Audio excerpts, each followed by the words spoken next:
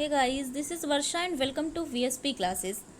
आज की वीडियो में हम बात करने वाले हैं कि यूपी बीएड एंट्रेंस एग्ज़ाम के बारे में, जिसके हम प्रीवियस ईयर के बारे में आज हम चर्चा करने वाले हैं। यानी कि यूपी बीएड के प्रीवियस ईयर में कैसे कैसे किस किस टाइप के क्वेश्चन पूछे गए हैं उसके बारे में बात करेंगे, जिसमें हमारे हिंदी के 50 प्रश्न होंगे। यानी कि हिंदी के कुल 50 क्वेश्चन आज के वीडियो में आपको देखने को मिलेंगे, जो कि आपको 2020 में पूछे गए थे। और ये क्वेश्चन मैं फुल डिटेल्स के साथ आप लोगों को बताऊंगी। हम चारों ऑप्शन पे बात करेंगे कि कौन कौन सा ऑप्शन क्या क्या पूछा गया है इसमें। ठीक है, तो देखिए, इसमें सरकारी कॉलेज में आप अपनी सीट कैसे, एक सीट आप कैसे अपनी बुक कर लें या रिजर्व कर लें, ये बात हो रही है यूपी बीएड एंट्रेंस एग्जाम में। ठीक है, तो देखिए, अगर हम बात करें तो 18 फरवरी से आपके आवेदन शुरू हो गए हैं यूपी बीएड एंट्रेंस एग्जाम की। और आपके एग्जाम की अगर बात करें तो वो 19 मई को संभावित तिथि रखी गई है एग्जाम की। ठीक है, और अगर हम शुल्क की यानी कि फीस की बात कर लें तो सामान्य और ओबीसी के लिए 1500 रुपये है और एससी एसटी के लिए 750 रुपये हैं। ठीक है, ये कुछ बात हो गई फीस की। और अगर देखिए हम इसके प्रक्रिया की बात करें कि किस टाइप के क्वेश्चन आते हैं, तो सबसे पहले मैं आपको बता दूं कि इसमें 2 पेपर होंगे आपके। ठीक है, वैसे आप सब लोगों को पता होगा, लेकिन जो पहली बार देने जा रहे हैं उनको ये छोटी चीज़ें जानना बहुत ज़रूरी है कि सबसे पहले इसमें 2 पेपर होंगे। फर्स्ट पेपर में आपका सामान्य ज्ञान यानी कि जनरल नॉलेज, कितने प्रश्न उसमें 50 होंगे और ये 100 नंबर के, यानी एक क्वेश्चन आपका 2 नंबर का होगा। क्लियर। और दूसरा जो होगा, इसमें दूसरे सेक्शन में भाषा से क्वेश्चन आएगा। यानी कि आप अगर हिंदी चूज़ करते हैं तो हिंदी से, और अंग्रेज़ी अगर लेते हैं तो अंग्रेज़ी से आपके 50 नंबर के क्वेश्चन आएंगे। ये भी रहेंगे 50 क्वेश्चन रहेंगे और 100 नंबर के। ठीक है, यानी कि फर्स्ट पेपर अगर मान के चलें तो ये टोटल जो है वो 200 नंबर का आपसे पूछा जाएगा। ठीक, और दूसरा एक और उसी दिन एक और पेपर होगा, सेकंड पेपर होगा, जिसमें आपकी सामान्य अभिरुचि परीक्षण आएगा, जो कि 50 क्वेश्चन होंगे और ये भी 100 नंबर का होगा। क्लियर। और विषय योग्यता, जैसे कि अगर आप आर्ट से हैं तो आर्ट के लिए, और साइंस वालों के लिए साइंस के लिए, और कॉमर्स वालों के लिए कॉमर्स से क्वेश्चन आएगा, वो भी 50 क्वेश्चन आएगा और जो 100 नंबर का होगा। यानी टोटल इसकी भी बात कर लें तो ये 200 नंबर का होगा। ठीक है, यानी 2 पेपर होंगे 200 नंबर के, यानी टोटल 400 नंबर। जो सबसे ज़रूरी बात है वो ये जान लीजिए कि प्रत्येक राइट आंसर के लिए आपको 2 नंबर मिलेंगे, लेकिन प्रत्येक गलत उत्तर के लिए 1/3 अंक काट लिए जाएंगे। यानी 1/3 में माइनस मार्किंग आपकी जो होने वाली है वो 1/3 की होगी। क्लियर, यानी कि 1/3 अंक आपके काट लिए जाएंगे, किस पे, गलत उत्तर के लिए। क्लियर। तो ये कुछ बात हो गई यूपी बीएड एंट्रेंस एग्जाम की। और आपको बता दूं कि ऑब्जेक्टिव टाइप के आपके क्वेश्चन होंगे। ठीक है, टोटल जो टाइम मिलेगा वो आपको 2 घंटे का मिलेगा। ठीक, सॉरी, टोटल टाइम जो होगा वो 3 घंटे का होगा। और अगर हम कुल यानी कि टोटल मार्क्स की बात करें तो एक पेपर में आपके टोटल जो होंगे वो 200 मार्क्स होंगे। ठीक है, यानी कि टोटल मिला के 400 नंबर का आपका प्रश्न पत्र होगा। ठीक है, तो देखिए, इस बार जो है हम 2020 में किस टाइप का क्वेश्चन पूछा गया था हिंदी में, ठीक है, उसके बारे में आज हम बात करने वाले हैं। तो वीडियो अगर पसंद आएगा तो लाइक और शेयर कर दीजिएगा, चैनल को सब्सक्राइब कर दीजिएगा, बेल आइकन को प्रेस कर लीजिएगा ताकि लेटेस्ट नोटिफिकेशन आपको मिलती रहे। आइए शुरू करते हैं। पहला क्वेश्चन हमारा, पहला क्वेश्चन क्या कहा गया है, अभिसरण शब्द का विलोम शब्द क्या होगा। अब जब तक आपको अभिसरण का मतलब नहीं पता होगा तब तक आप विलोम कैसे बता सकते हैं। ठीक है, 1 से 2 नंबर का क्वेश्चन आपको विलोम शब्द से देखने को मिल जाएगा यूपी बीएड एंट्रेंस एग्जाम में। ठीक, तो अभिसरण का देखिए मतलब जो होता है वो होता है आगे बढ़ना। ठीक है, तो अब आगे बढ़ने का मतलब है, अब विलोम आपको देखना है यानी कि इसका ऑपोजिट देखना है, तो आपको उल्टा देखना है। ठीक है, तो देखिए, अभिसरण का अपसरण हो जाएगा, यानी बी ऑप्शन राइट आंसर हो जाएगा। अपसरण का अर्थ होता है पीछे हटना और अभिसरण का अर्थ होता है आगे बढ़ना। ठीक है, चलिए नेक्स्ट क्वेश्चन पे चलते हैं। सुषुप्त का विलोम शब्द क्या होगा। ठीक, सुषुप्त का मतलब क्या होता है, पहले ऑप्शन पढ़ लेते हैं, जागृत, मृत, कृतघ्न या फिर श्रेष्ठ। तो सुषुप्त का अर्थ जो होता है, सुषुप्त का मतलब होता है सोना। ठीक है, सोना मतलब सो जाना। ठीक है, सोना और गहने वाला वो नहीं है। ठीक, और अब सुषुप्त मतलब सोना होता है, तो हमें देखना होगा कि जागना किसके मतलब होता है, क्योंकि हमसे विलोम पूछा गया है, ठीक है। तो यहाँ आप देख पा रहे होंगे जागृत का मतलब क्या होता है, जाग जाना होता है। क्लियर, तो यहाँ पे ए ऑप्शन राइट आंसर हो जाएगा। नेक्स्ट क्वेश्चन पे चलते हैं। निम्नलिखित वाक्यों में से सही वाक्य चुनिए, ठीक है। सही वाक्यों को आपको चुनना है। आने वाले रविवार को वह मुंबई जाएगा, आगामी रविवार को वह मुंबई जाएगा, गत रविवार को वह मुंबई जाएगा, या पूर्वार्ध रविवार को वह मुंबई जाएगा, ठीक है। तो पूर्वार्ध रविवार होगा नहीं। गत मतलब होता है कि आने वाला रविवार, ठीक है। सॉरी, गत मतलब होता है बीत गया है जो रविवार, और आगामी रविवार यानी कि आगामी का अर्थ होता है आने वाला रविवार। तो बी ऑप्शन हमारा राइट आंसर हो जाएगा। अब आने वाले रविवार को ऐसे नहीं कहेंगे कि आने वाले रविवार, बल्कि कहेंगे आगामी रविवार को वह मुंबई जाएगा। क्लियर, चलिए नेक्स्ट क्वेश्चन पे चलते हैं। निम्नलिखित वाक्यों में से यहाँ भी आपको सही वाक्य का चुनाव करना है। आपकी शंकाओं का वरदान हो जाना चाहिए। ये तो देखिए सुनने में ही बड़ा अजीब लग रहा है, शंकाओं का वरदान नहीं होता है, ठीक है। आपके शंकाओं का सम्मान हो जाना चाहिए। भाई शंकाओं का क्या सम्मान होगा, आपकी शंकाओं का समाधान हो जाना चाहिए, या फिर आपकी शंकाओं का निराकरण हो जाना चाहिए। तो आपकी शंकाओं का समाधान नहीं होगा बल्कि निराकरण होता है, ठीक है। तो D option will be right answer. Next question पे चलते हैं। थोड़ा फास्ट चलेंगे, जल्दी चलेंगे, क्योंकि 50 क्वेश्चन है, ठीक है, ताकि वीडियो बहुत लंबी ना हो जाए, इसलिए जहां बताने लायक चीजें होंगी वहां मैं बताऊंगी। क्लियर, चलिए निम्नलिखित वाक्यांशों के लिए एक शब्द आपको चुनना है। एक देखिए ये वाक्यांश है, दिशाएं ही जिसके वस्त्र हैं। इसके लिए आपको एक शब्द चुनना है, वो क्या है, पैगंबर, दिगंबर, विशंभर या फिर दिगपाल, ठीक है। तो दिशाएं ही जिसके वस्त्र हैं, उसके लिए हम एक जो शब्द होता है वो क्या है, दिगंबर, ठीक है। दिगंबर का अर्थ होता है दिशाएं ही जिसके वस्त्र हैं, ठीक है।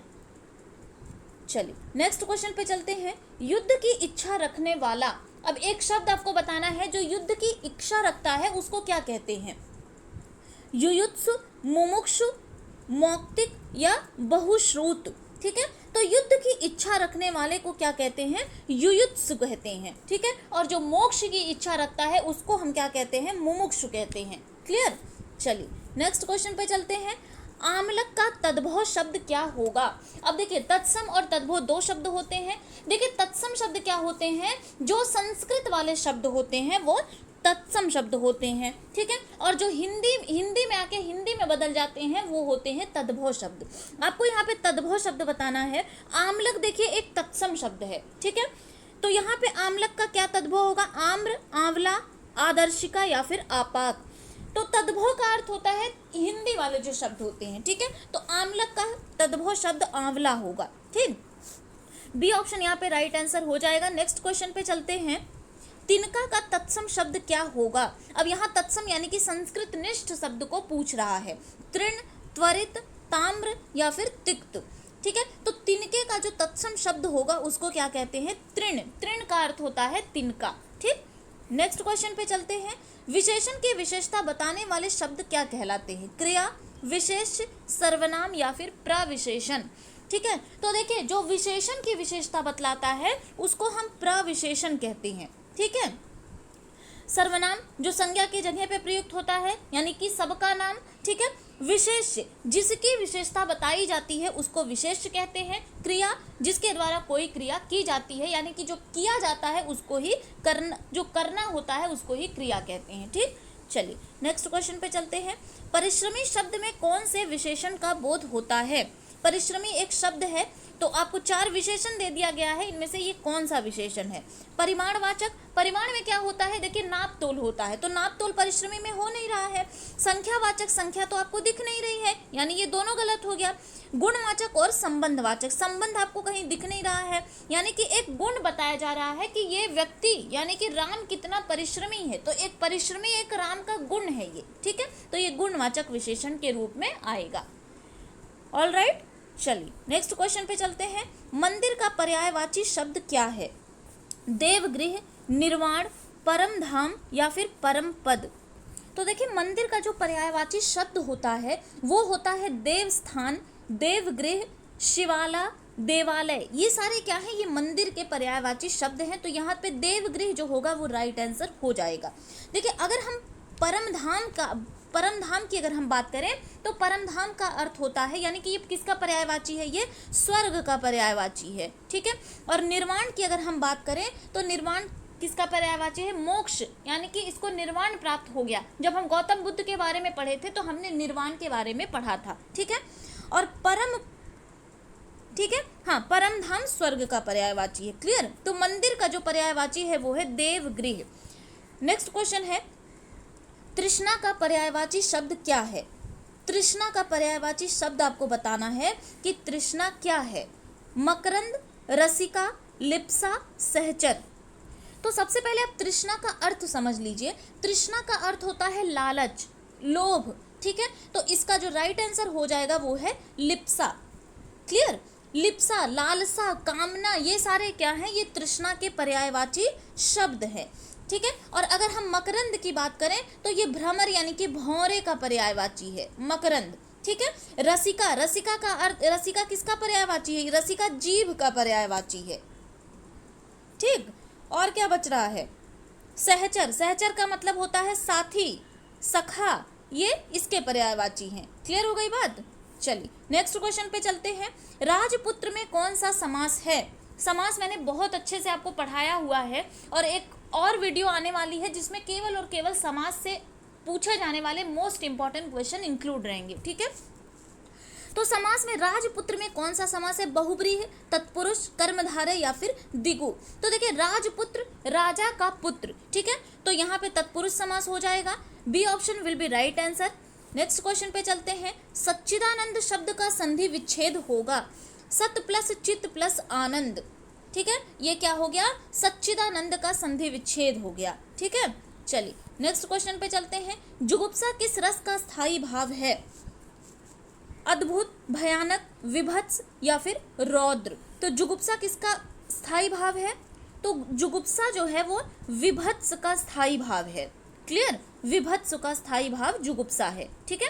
चलिए नेक्स्ट क्वेश्चन की बात करते हैं। सूरज को दीपक दिखाना, इसका क्या अर्थ है, रोशनी में अंधकार होना, सम्मान बढ़ाना, प्रभाव स्थापित करना, किसी महान व्यक्ति की तुच्छ प्रशंसा करना। सूरज को दीपक दिखाना, इसका जो एक अर्थ हमारे सामने आता है वो होता है किसी महान व्यक्ति की तुच्छ प्रशंसा करना। इसका क्या अर्थ है, सूरज को दीपक दिखाना, ठीक है। नेक्स्ट क्वेश्चन पे चलते हैं। निम्नलिखित में से कौन सी द्रविड़ होगा, ठीक है। ग्रामीण नहीं बल्कि क्या होगा, द्रविड़ परिवार की भाषा है, उड़िया, असमिया, बांग्ला या फिर कन्नड़। तो देखिए कन्नड़ जो है वो द्रविड़ परिवार की भाषा है, ठीक है। नेक्स्ट क्वेश्चन पे चलते हैं। निम्नलिखित प्रश्नों में शुद्ध वर्तनी, वर्तनी से भी 1 से 2 नंबर के question UP BEd entrance exam में देखने को मिल जाते हैं। तो यहाँ आपको देखिए भौगोलिक बताना है कि कौन सी शुद्ध वर्तनी है। तो देखिए ए ऑप्शन ही हमारा राइट आंसर हो जाएगा, भौगोलिक होता है, ठीक है, भौगोलिक, ठीक है। चलिए नेक्स्ट क्वेश्चन है। शुद्ध वर्तनी फिर से बतानी है, प्रफुल्लित का शुद्ध वर्तनी बताना है। देखिए प्रफुल्लित नहीं होता है, ना ही प्रफुल्लित होता है, ना ही प्रफुल्लत होता है, बल्कि प्रफुल्लित होता है, आधा ला और पूरा ला, ठीक है। नेक्स्ट क्वेश्चन पे चलते हैं। नीचे दिए गए विकल्पों में से सही विकल्प का चयन करिए। स्वावलंबन मनुष्य को आत्मनिर्भर ही नहीं बनाता बल्कि उसमें डैश भी जगाता है। क्या जगाता है, परिश्रम, विवेक, आत्मविश्वास या फिर आत्मबल। तो देखिए पढ़ के ही समझ में आ गया होगा कि स्वावलंबन जो होता है वो मनुष्य को आत्मनिर्भर ही नहीं बनाता बल्कि उसके अंदर एक आत्मविश्वास भी जगाता है, ठीक है। तो C option will be right answer. Next question है, बीड़ा उठाना से क्या तात्पर्य है, भार उठाना, दृढ़ संकल्प करना, मेहनत करना, परिश्रम करना। तो हमने ये बीड़ा उठा लिया है, यानी कि मैंने ये दृढ़ संकल्प कर लिया है कि इस बार मैं यूपी बीएड एंट्रेंस एग्जाम में सरकारी सीट जो होगी उसको लेकर रहूंगी, ठीक है। आप सब लोग ये बीड़ा उठा लीजिए, दृढ़ संकल्प कर लीजिए, क्लियर। नेक्स्ट क्वेश्चन, मनोज का पीसीएम में चयन हो गया तो जो उसने गढ़ जीत लिया, गढ़ जीत जाना का क्या अर्थ होगा। कहते नहीं है कि इसने तो गढ़ जीत लिया, ठीक है। अनुभव प्राप्त करना, कठिन कार्य पूरा करना, पूरा होना, युद्ध जीत लेना या फिर कब्जा कर लेना। तो गढ़ जीत लेना मतलब बहुत ही कठिन कार्य को पूरा कर लेना, इसी का मतलब होता है गढ़ को जीत लेना। नेक्स्ट क्वेश्चन पे चलते हैं। अंगा, इया, ड़ा और ना, ये कौन से व्यंजन है? अब आपको देखिए, देख के लग रहा होगा कि ये कौन से व्यंजन है। स्पर्श व्यंजन। स्पर्श व्यंजन देखिए, जो का से माँ तक होते हैं वो आते हैं स्पर्श व्यंजन में, ठीक है। उत्क्षिप्त व्यंजन, अंतस्थ व्यंजन यारा लावा होते हैं, ठीक है। और देखिए, उत्क्षिप्त व्यंजन एक छूट गया, डा और ढा जो होता है ये उत्क्षिप्त व्यंजन की श्रेणी में आता है। अब बचे हमारे ये चारों, तो ये अनुनासिक व्यंजन, ये किसी भी वर्ग का जो 5वां अक्षर होता है उसे हम अनुनासिक व्यंजनों की श्रेणी में रखते हैं, यानी कि इसका मुंह और नाक ये दोनों से न, एक नाक से आवाज आ रही होगी न, ठीक है। तो ये अनुनासिक व्यंजन की श्रेणी में आते हैं। हमने तीनों और ऑप्शनों पे बात कर ली क्योंकि बहुत इंपॉर्टेंट है, ये भी पूछा जा सकता है आपके आने वाले 19 मई वाले एग्जाम में, ठीक है। चलिए नेक्स्ट क्वेश्चन पे चलते हैं। वह आया और मैं चला गया, इस वाक्य में कौन सा अव्यय है? संबंध बोधक, विस्मयादि बोधक, समुच्चय बोधक और आदर बोधक। तो देखिए, वह आया और मैं चला गया, अब ये और जो है ये दो वाक्यों को एक साथ जोड़ने का काम कर रहा है, ठीक है। तो जो जोड़ने का काम करता है वो होता है समुच्चय बोधक अव्यय। क्लियर। नेक्स्ट क्वेश्चन पे चलते हैं। निम्नलिखित में से कौन सा कालवाचक क्रिया विशेषण है? कालवाचक यानी कि समय को जो बताए, आज, भीतर, यथासंभव और बारी बारी। तो समय के बारे में कौन बता रहा है? आज, ठीक है। तो A option will be right answer. Next question पे चलते हैं। निम्नलिखित वाक्यों में से अशुद्ध वाक्य को पहचानना है आपको। मेरे ऊपर कृपा करें, तो ये तो भाई सही है, ठीक है, बल्कि आपको गलत पहचानना है। श्रीमती गांधी भारत की प्रधानमंत्री थी, ये भी सही है। वहाँ भारी भीड़ थी, मेरे घर के सामने पाठशाला है। तो देखिए, वहाँ भारी भीड़ थी, भारी भीड़ का क्या मतलब होता है, ठीक है। तो यही हमारा अशुद्ध वाक्य हो जाएगा। यहाँ भारी भीड़ नहीं, बल्कि ऐसे कह सकते हैं कि वहाँ बहुत भीड़ थी, ठीक है। चलिए नेक्स्ट क्वेश्चन पे चलते हैं। इसमें देखिए, मिश्र वाक्यों का आपको चयन करना है। ए ऑप्शन है, प्रातःकाल होने पर चिड़िया चहचहाने लगी, सुबह पहली बस पकड़कर शाम तक लौट आओ, जो विद्यार्थी परिश्रमी है वह अवश्य सफल होंगे, राजकुमार ने भाई को मार डाला और स्वयं राजा बन गया। इसमें आपको मिश्र वाक्य का चयन करना है। तो जब तक आप जानेंगे नहीं कि मिश्र वाक्य कहते किसे हैं, आप चयन नहीं कर पाएंगे। तो देखिए, ऐसे वाक्य जिनमें सरल वाक्य के साथ साथ कोई दूसरा उपवाक्य भी होता है, वही हमारा क्या कहलाता है? मिश्र वाक्य कहलाता है। अब मिश्र वाक्यों की एक और पहचान मैं आपको बता दूं, ये क्योंकि, जितना, उतना, जैसा, वैसा, जो, इन सब से ये जुड़ा होता है, ठीक है। जैसे जितना, जो बोगे वो काटोगे, ठीक है। तो जो विद्यार्थी परिश्रमी है वह अवश्य सफल होंगे, ठीक है। तो यही हमारा मिश्र वाक्य बन जाएगा। क्लियर। नेक्स्ट पे चलते हैं। निम्नलिखित में से कौन सा उपसर्ग रहित शब्द है? अत्यधिक, विदेश, सुरेश या फिर संयोग। तो देखिए, उपसर्ग जो पहले लगता है, किसी भी शब्द के पहले जो लगता है उसे ही हम उपसर्ग कहते हैं, और प्रत्यय जो होते हैं वो बाद में लगते हैं, ठीक है। अब देखिए, अत्यधिक में भी उपसर्ग लगा है, अति उपसर्ग, विदेश में भी लगा है उपसर्ग, संयोग में भी लगा है, लेकिन सुरेश में कोई उपसर्ग नहीं लगा है, ठीक है। तो यही उपसर्ग रहित यानी कि बिना उपसर्ग के जो शब्द हैं वो है सुरेश। नेक्स्ट क्वेश्चन पे चलते हैं। गर्व शून्य शब्द में कौन सा समास है? ठीक है, सॉरी, समास नहीं रहेगा यहाँ पे, हाँ समास ही पूछा गया, ठीक है। गर्व शून्य शब्द में कौन सा समास है? संप्रदान तत्पुरुष, अपादान तत्पुरुष, कर्म तत्पुरुष या फिर करण तत्पुरुष। तो इतना पता चल गया कि ये तत्पुरुष समास है, तो कौन सा है? तो देखिए, गर्व शून्य यानी कि गर्व से शून्य, ठीक है। तो अपादान तत्पुरुष यहाँ पे राइट आंसर हो जाएगा।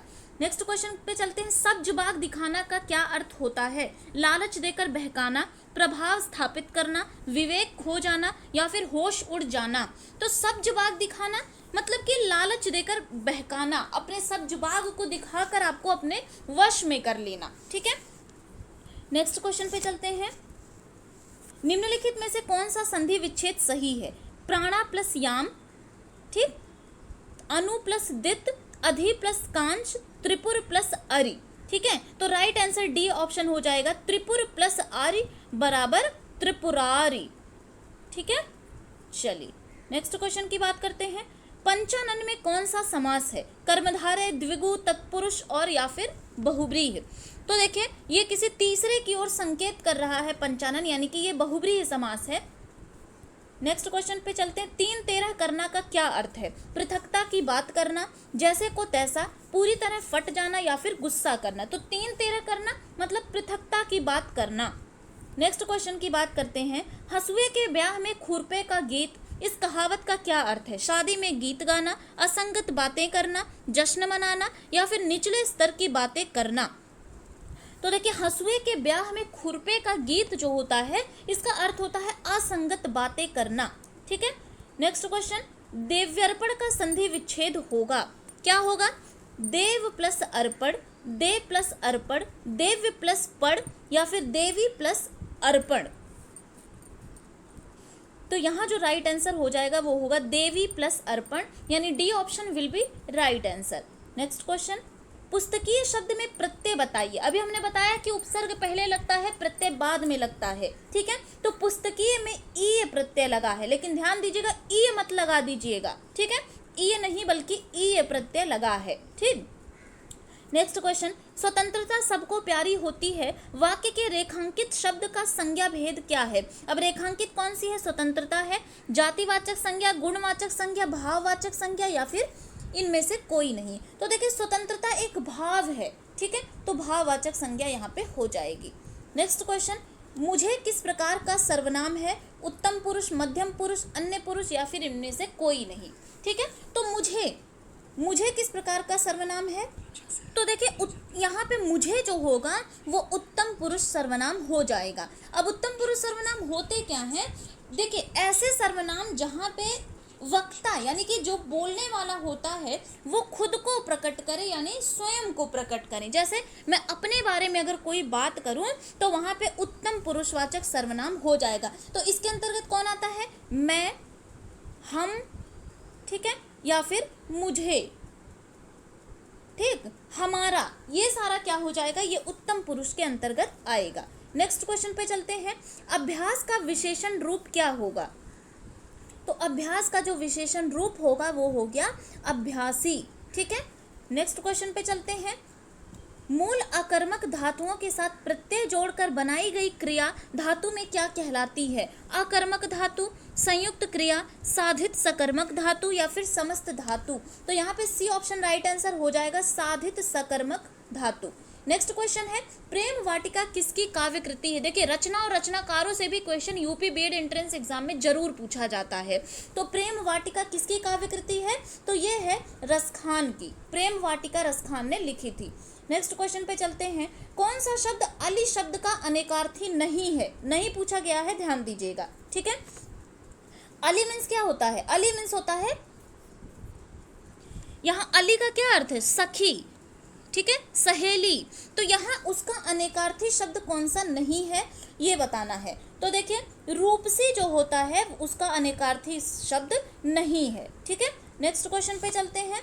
ता, था, दा, धा, सा आदि का उच्चारण स्थान क्या है? तालव्य, दंत्य, मूर्धन्य या फिर दंतोष्ठ। ठीक है। तो देखिए ता, था, दा, धा यानी कि ता वर्ग के जितने भी वर्ण होते हैं प्लस सा, ये सब जिसमें आते हैं वो उसको क्या कहाँ से बोले जाते हैं? तो ये दंत से यानी कि दांत से बोले जाते हैं। ठीक है। आप बोलकर भी एक बार देख लीजिएगा, आपको पता चल जाएगा। नेक्स्ट क्वेश्चन पे चलते हैं। निम्नलिखित में से कौन सा शब्द पुल्लिंग के रूप में प्रयुक्त नहीं हुआ है? हाथी, नदी, पानी, दही। ठीक है। तो हाथी, पानी और दही ये तीनों पुल्लिंग है, जबकि नदी जो है वो स्त्रीलिंग है। ठीक है। नेक्स्ट क्वेश्चन पे चलते हैं। सप्त प्लस ऋषि इससे बनी संधि क्या कौन सी है? दीर्घ, व्यंजन, यन या फिर गुण। तो देखिए सप्त प्लस ऋषि यानी सप्तर्षि। ठीक है। सप्तर्षि आ रहा है तो यहाँ पे गुण संधि हो जाएगी। क्लियर। नेक्स्ट क्वेश्चन पे चलते हैं। बाढ़ पीड़ितों की सहायता के संबंध में किसको पत्र लिखा जाता है? लेखाधिकारी को, जिलाधिकारी को, आचार्य महोदय को या फिर कुलपति महोदय को। तो बाढ़ पीड़ितों की सहायता के लिए हम अपने जो जिले के हमारे अधिकारी रहेंगे यानी जिलाधिकारी को हम पत्र लिखकर संबोधित करते हैं। ठीक है। नेक्स्ट क्वेश्चन पे चलते हैं। ठेले पर हिमालय किस विधा की रचना है?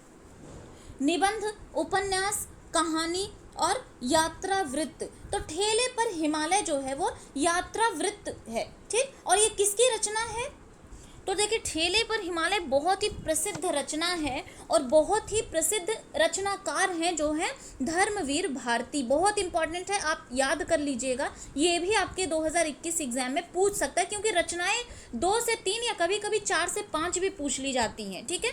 तो ठेले पर हिमालय धर्मवीर भारती की रचना है, ठीक है। और कौन सी है, किस विधा की रचना है? तो ये एक यात्रा वृत्त है, ठीक। नेक्स्ट क्वेश्चन पे चलते हैं। इनमें से कौन सा कवि अष्टछाप का कवि नहीं है? सूरदास, नंददास, कुंभनदास, रैदास। तो देखिए, सूरदास, नंददास, कुंभनदास, ये तीनों जो हैं वो अष्टछाप के कवि हैं। अष्टछाप में 8 कवियों के बारे में उल्लेख किया गया है, ठीक है। तो रैदास का नाम अष्टछाप के कवियों में नहीं गिना जाता है, ये हमारा राइट आंसर हो जाएगा। तो चलते हैं आज के लास्ट क्वेश्चन पे। किस वाक्य में अपादान कारक है? राम ने रावण को तीर मारा, हिमालय से गंगा निकलती है, चाकू से फल काटो, मोहन से अब नहीं गाया जाता।